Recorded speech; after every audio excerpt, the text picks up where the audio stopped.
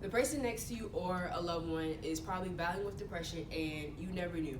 People battle with depression for months and years before people realize that they are depressed or before they even speak up themselves. Why is this? This is because many people don't know the causes of depression, the symptoms of depression, and how to treat depression. So when someone is depressed, they usually don't know they are depressed, or when someone notices a shift behavior in their friend or someone else's life, 9 times out of 10, they don't know that it is from depression. I'm here to inform you on the causes of depression, the symptoms on depression, and how to treat depression. According to the American Psychiatric Association, depression is a common and serious medical illness that negatively affects how you feel, the way you think, and how you act. The American Foundation for Suicide Prevention wrote an article, and they stated that suicide claims more lives than war, murder, and natural disasters combined. Depression is a main cause of suicide, and 25 million Americans suffer from depression each year.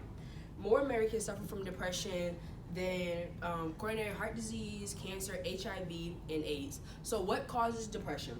Abuse, genetics, and major events are the top 3 causes of depression. Physical, sexual, emotional, and substance abuse is a big cause of depression. Over 30% of people who battle with substance abuse experience clinical abuse. Drugs and alcohol are used to help them cope, but over 70% of people are more depressed after they do those things than they were in the first place. Stanford Medicine wrote an article on how depression and genes go hand to hand.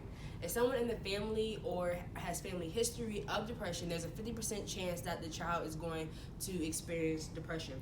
However, no one can inherit depression from someone else, but the child can inherit a unique combination of genes from the parent, and that can cause a combination of a particular illness.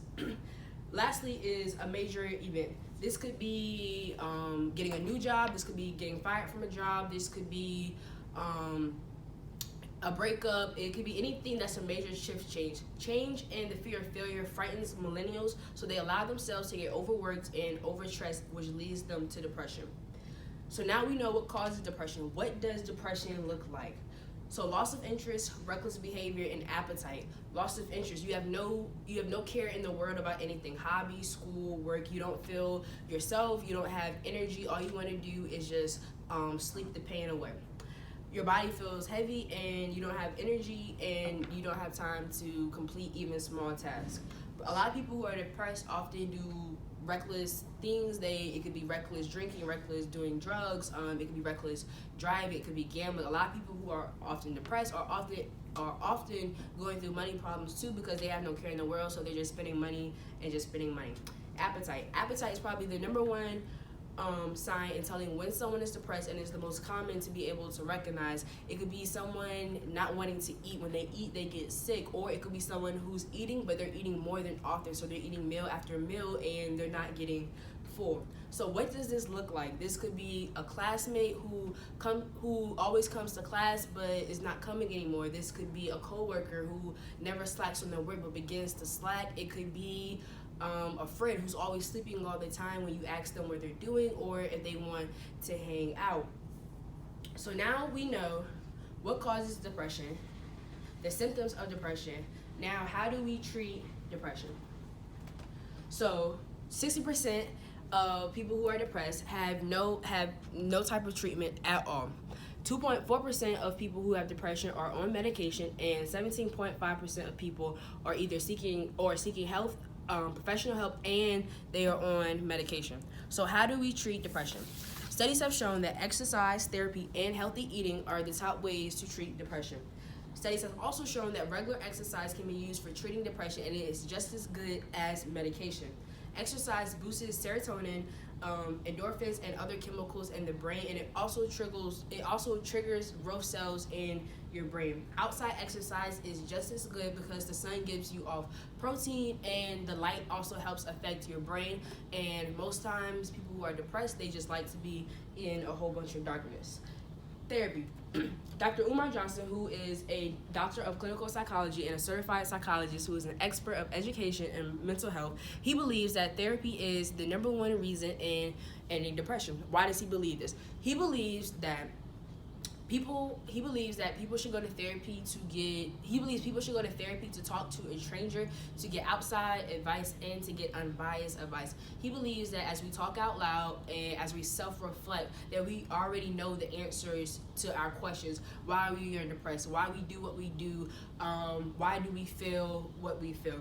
And lastly, healthy eating. Studies show that food affects people's body. Eating healthy keeps your mind clear and your body feeling light. When you eat bad, it negatively affects your brain and you often feel sluggish.